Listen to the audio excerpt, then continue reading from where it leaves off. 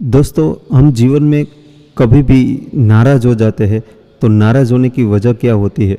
तो एक ही वजह होती है कि जो हम चाहे वो काम नहीं होता है तो हम नाराज़ हो जाते हैं। लेकिन क्यों? आप बेहताश क्यों हो जाते हो? क्या आपने जो काम किया है उस काम में आपको सक्सेस नहीं मिला है? तो क्या उस काम को करने में जो भी एफ़र्ट्स लगे थे, क्या आपने 100% एफ़र्ट्स लगाए थे? और लगाए भी थे तो क्या वो एफ़र्ट्स सही तरीके से लगाए थे? तो ये जानना बहुत ज़रूरी है। अगर आपने ये सब सही तरीके से किया है फिर भी आपको सक्सेस नहीं मिलती तो आपका एक्सक्यूज़ सही है।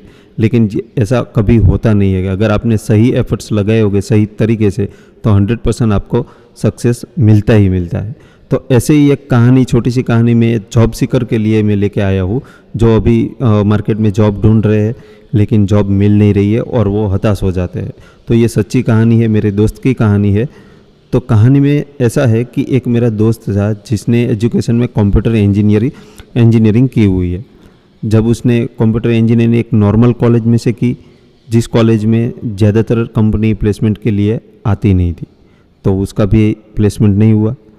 तो उसने इधर उधर लोकल सिटी में यहाँ पे जॉब ढूंढने की कोशिश की, लेकिन वहाँ पे जॉब नहीं मिल रही थी। कंपनी वाले बोल रहे थे कि हमें तो एक्सपीरियंस पर्सन चाहिए। तो इस तरीके से उसको जॉब मिल नहीं रही थी। उसके बाद उसने फैसला किया कि अब मैं बेंगलोर जाऊंगा। तो बेंगलोर जाके उसने एक दो कंपनी में इंटरव्यू दिया।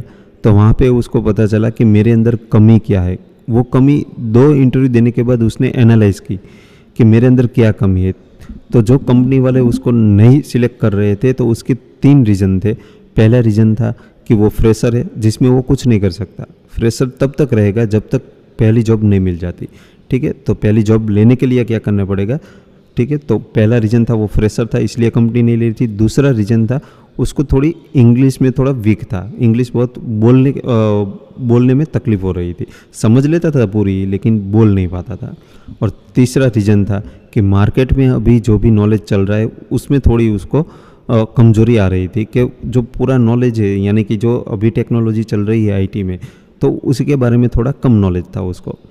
तो उसने ये 3 कारण उसने एनालाइज किया। उसके बाद जो इंटरव्यू दे के आके घर पे आता था, घर पे आके ये सबसे पहले ये देखता था कि ये 3 चीज़ें मैं कैसे ठीक करूँ। तो उसने एक आइडिया निकाला कि मैं हर एक कंपनी में अब इंटरव्यू देने जाऊँगा।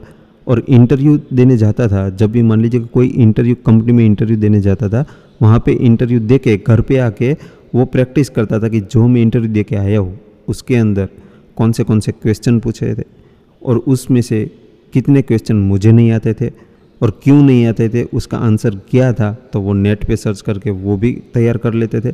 तो धीरे धीरे उसकी जो मार्केट में नॉलेज है, जो करंट टेक्नोलॉजी है, वो नॉलेज के बारे में वो अवेयर होता रहा। तो वो पक्ष जो तीसरा प्रॉब्लम था उसको सॉल्यूशन मिल गया। अभी फ्रेशर है, फ्रेशर का तो कुछ वो कर नहीं सकते। ठीक है, तो वहाँ पे जो भी वॉकिंग इंटरव्यू चल के जाता था तो वहाँ पे एज ए फ्रेशर अप्लाई करता था और अपनी नॉलेज दिखाता था। और इंग्लिश में धीरे धीरे वो इंग्लिश भी इम्प्रूव करता रहा।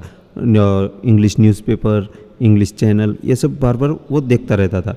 और ये 6 महीने तक कड़ी मेहनत की, इतनी मेहनत की, सभी इंटरव्यू में जाता था, सभी इंटरव्यू को पूरी तरीके से एनालाइज करता था कि क्यों, कौन सा डिपार्टमेंट में मैं कमज़ोर रहा है इस इंटरव्यू में। तो एनालाइज करता था, उसको ठीक करता था, फिर दूसरी कंपनी में जाता था, इंटरव्यू दे के आता था। ऐसे धीरे धीरे करके वो पूरी तरीके से तैयार हो गया। लेकिन एक दिन हुआ यूँ कि एक जगह पे इंटरव्यू देने गया और उस इंटरव्यू में as a fresher software engineer वो सिलेक्ट हो गया। पता है वो कंपनी कौन सी थी? कंपनी थी MNC कंपनी TCS। वो direct as a fresher TCS में सिलेक्ट हो गया। बड़े बड़े एक्सपीरियंस वाले को भी TCS में सिलेक्शन पाना मुश्किल होता है। ठीक है, लेकिन एज ए फ्रेशर वो सिलेक्ट हो गया। क्यों हो गया? क्योंकि उसके जो 6 महीने की जो एफर्ट्स थी वो कैलकुलेटेड एफर्ट्स थी। ठीक है, वो पूरी तरीके से कैलकुलेटेड एफर्ट्स थी। उसको पता था कि कहाँ पे मैं कमज़ोर हूँ, कहाँ पे मैं जिस डिपार्टमेंट को मैं ठीक करना चाहता था वो उसने ठीक किया। 6 महीने कड़ी मेहनत करी।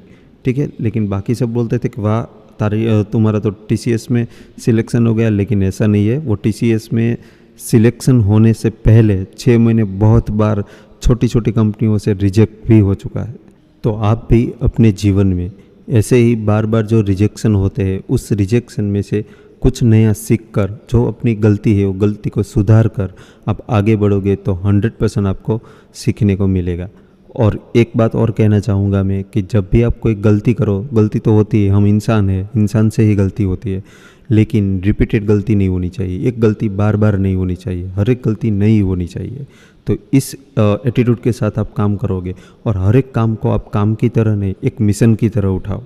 जब भी कोई काम आप पकड़ो तो एक मिशन की तरह उठाओ, मिशन की तरह जोर लगाओ उस काम को पूरा करने में, तो आपको 100% आपको सक्सेस मिलती है।